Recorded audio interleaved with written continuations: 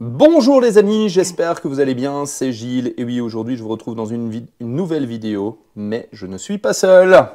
Peux-tu venir? Je suis avec Sarah, et pourquoi sommes-nous là aujourd'hui? Nous allons parler des casques. Et bien pourquoi on va parler de casques? C'est la spécialité de Oli les casques. Ouais, mais aujourd'hui j'ai envie de parler d'un petit problème que j'ai eu. Ok, donc on va parler d'une expérience, on va pas parler de marque, on va pas parler de, disons peut-être après, mais on va principalement parler d'une expérience que Sarah a vécue et que peut-être ça permettrait d'éviter à d'autres de commettre ceci parce que nous on parle d'une question de sécurité. Là je suis hyper sérieux et croyez-moi elle est hyper sérieuse, même si on s'est marré juste avant de faire la vidéo. Alors peux-tu tout simplement nous montrer ce qui s'est passé avec ce casque? Simplement, il est Attends, je vais un prendre la peu... caméra. Ouais, ok. Voilà. Alors, on va résumer. Je vais reposer la caméra. On va résumer.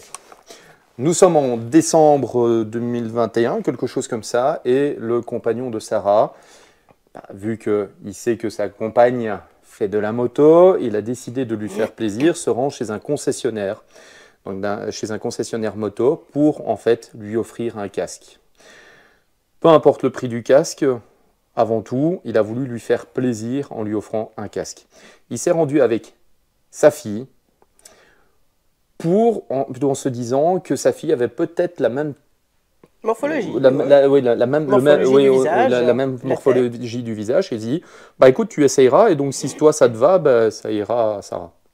Et donc ce qu'il a fait, c'est qu'il l'a fait essayer et il estimait que c'était bon, donc il lui a ramené le casque. Bon, il faut savoir que son compagnon n'est pas du tout motard, il n'est pas du tout dans le monde motard, il ne connaît pas du tout le sujet, il ne sait pas comment on teste et comment on essaye, donc bref, il a choisi ce casque et lui a offert.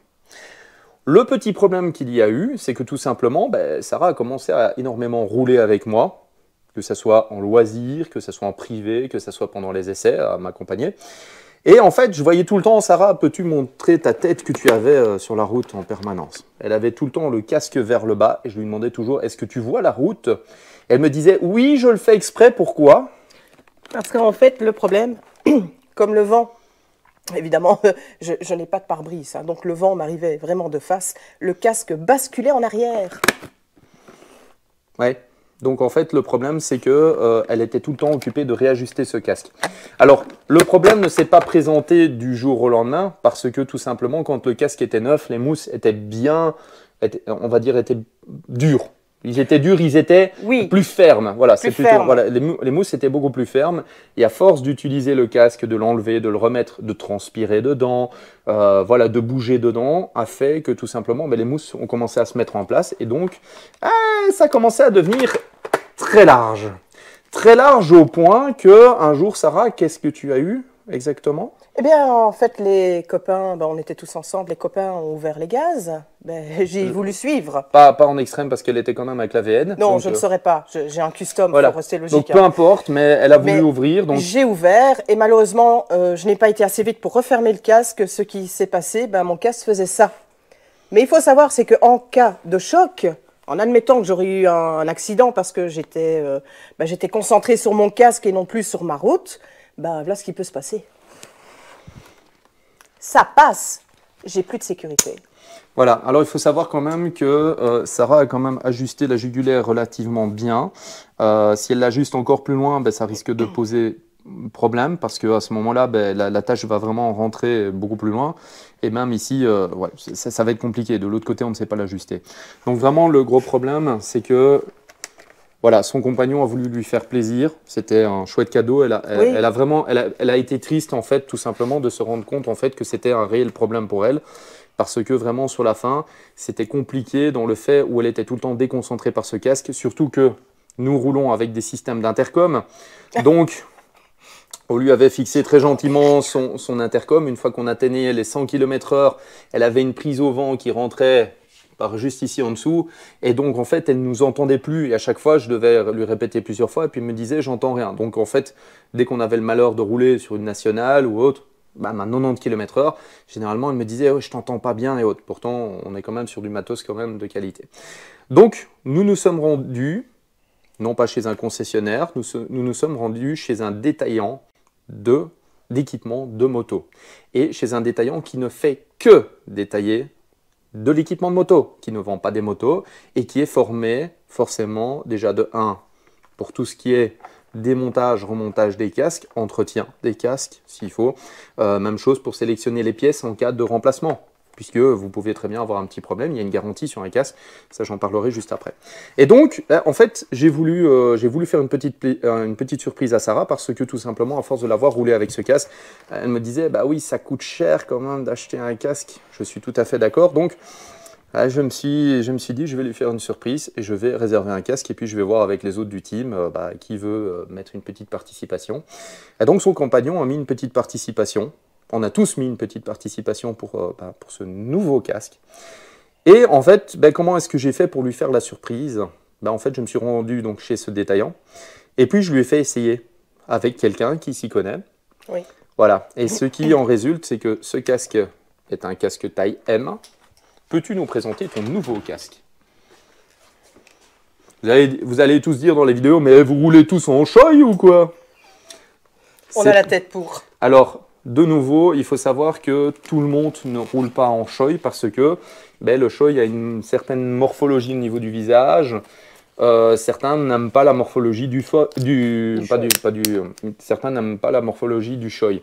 C'est vrai que nous avons fait essayer plusieurs casques à Sarah et c'est vraiment celui-là dans lequel elle s'est sentie le mieux.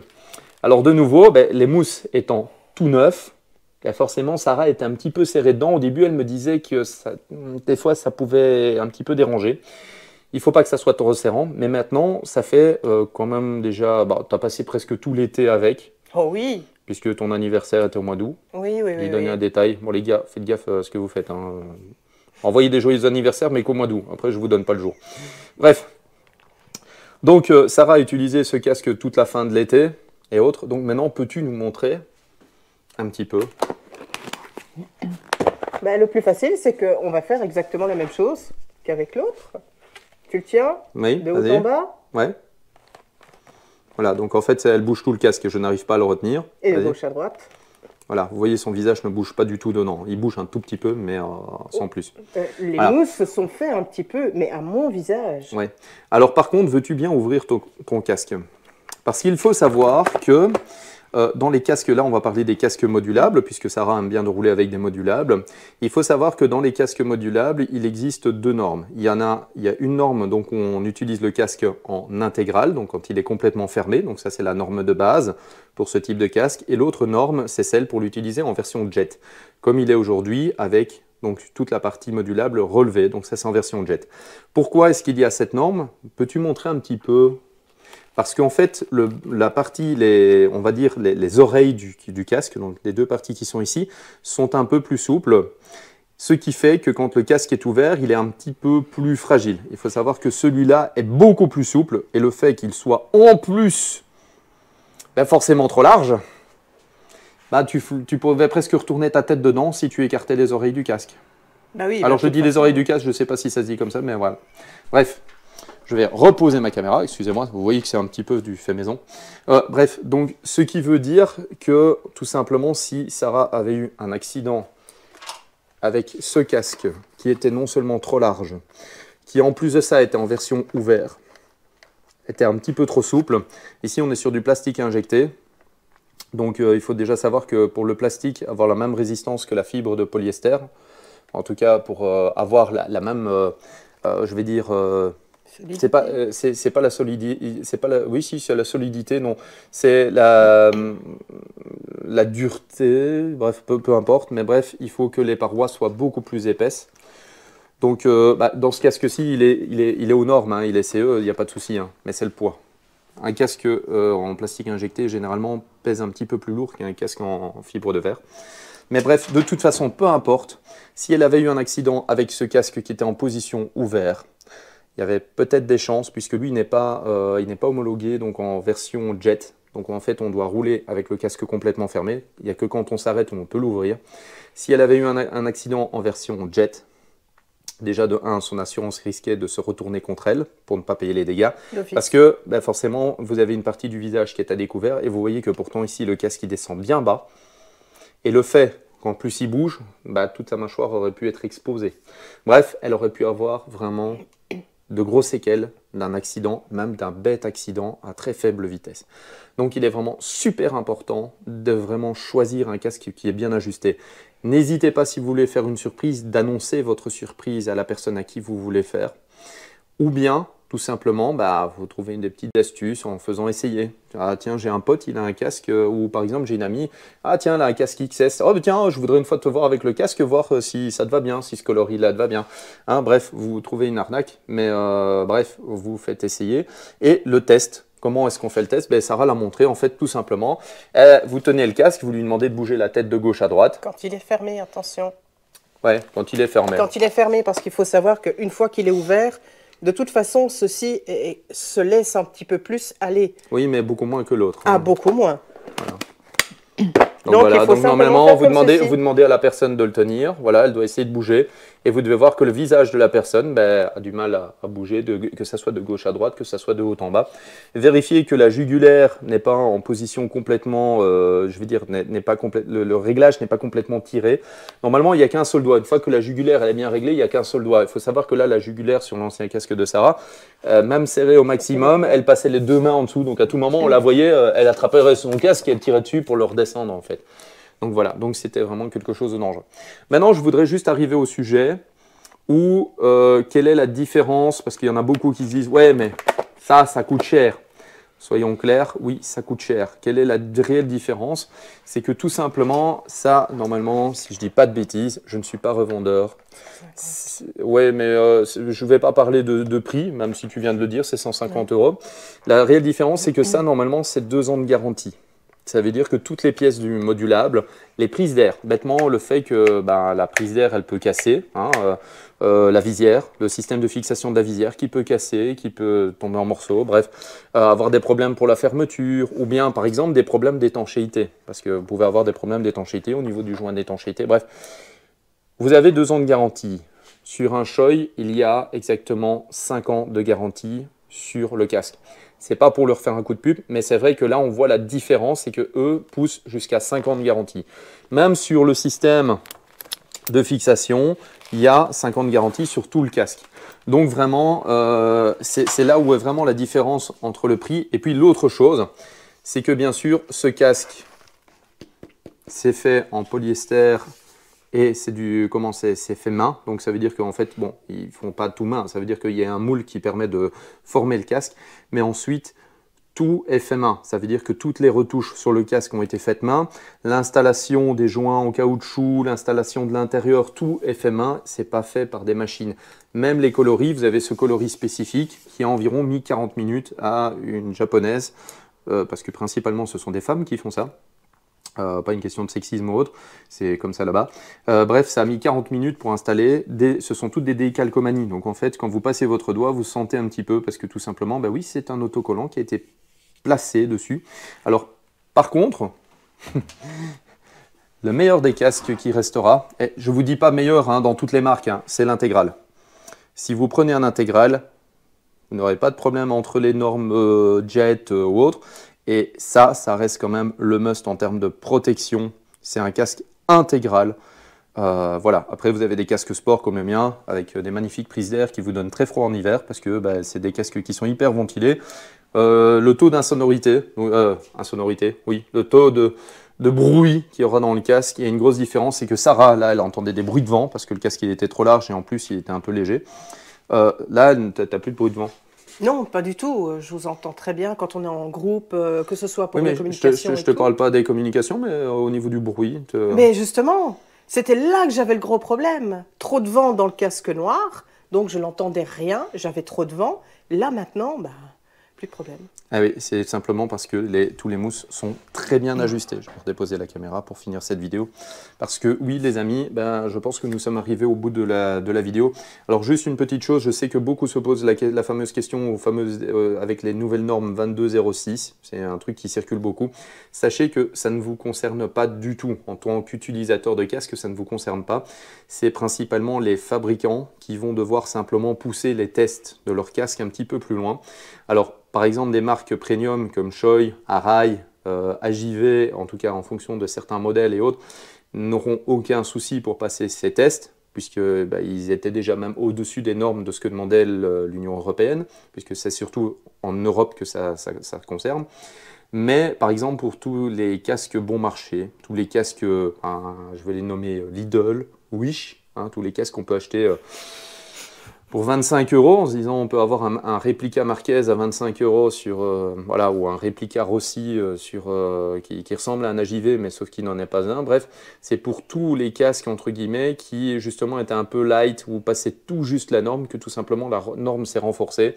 Par exemple, les systèmes de fixation, plutôt tous les endroits où on peut fixer un intercom, que ça soit collé ou que ça soit fixé, tout ça doit être renforcé. Les endroits où l'utilisateur risque de mettre des caméras doit être renforcé, donc on colle des fixations GoPro. Bref, c'est tout ça qui va changer, c'est que tout simplement, on va pousser plus les tests pour plus de sécurité et éliminer, entre guillemets, tout ce qui se fait un petit peu made in China, et je pas pour critiquer, il y a aussi en Asie, il y a aussi en Thaïlande, il y a des casques qui venaient un peu de partout, mais bref, c'est pour éliminer en fait un petit peu tout ça, tout ce qui était un petit peu trop juste et qui au final faisait risquer. Alors il faut savoir une chose, c'est que j'en vois énormément sur la route, notamment des petits jeunes qui roulent avec la jugulaire ouverte et le casque posé sur le dessus de la tête. Alors bon, en dehors du fait que c'est complètement interdit, ça ne sert strictement à rien. Si c'est pour acheter un casque et pas le mettre correctement sur sa tête, alors c'est comme rouler sans casque. Donc ça sert à rien d'avoir un beau casque si au final c'est pas pour le mettre. Donc choisissez peut-être des couleurs voyantes aussi, parce que, alors petite chose, ça je termine. Tous ceux qui achètent des casques noirs, je ne vais pas dire si vous aimez le noir, il n'y a pas de problème. Par contre, petite expérience que tu as fait. Ceci est du noir mat.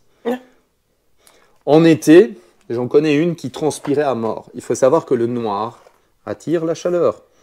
Ce qui veut dire que tout simplement, si vous choisissez un casque de couleur foncée, notamment noir, vous aurez beaucoup plus chaud que dans un casque qui est de couleur claire, comme par exemple du blanc.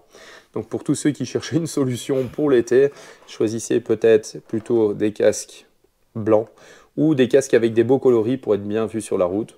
Moi, je peux vous avouer qu'avec mon Marquez Replica, on croit toujours que je suis de la police, n'est-ce pas? Et surtout quand je fais des essais sur une BMW qui a des couleurs qui ressemblent à la police, même si je ne suis pas de la police.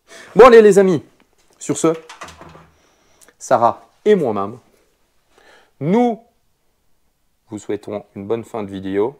Si vous avez aimé, n'oubliez pas de mettre un pouce. Voilà, vous likez. Si vous avez des questions ou des commentaires ou des retours d'expérience de votre part qui nous permettront de partager avec la communauté, n'hésitez pas à laisser dans les commentaires. Surtout, n'oubliez pas de vous abonner et surtout, n'oubliez pas de partager cette vidéo si vous l'avez trouvée utile parce que, franchement, évitons les accidents, montrons l'exemple en nous équipant bien. Dernière petite chose, si vous achetez une veste qui est trop longue, qui est trop large, sachez que les protections risquent de se retourner. Donc quand vous tombez, c'est comme si vous n'aviez pas de veste. C'est la même chose pour les casques. Casque, veste, chaussures, tout. Prenez, ajustez. Si vous perdez du poids, il faudra peut-être changer de veste au bout d'un an. Oui. Oui, je me regarde parce que je me dis qu'en fait, moi, c'est à l'inverse. Non, moi ça va, ça commence à aller. Bon, allez, c'était le petit détail. Bon, allez, les amis, sur ce, à bientôt. Petite pomme de terre! Panier à salade bientôt. La petite Je me casse!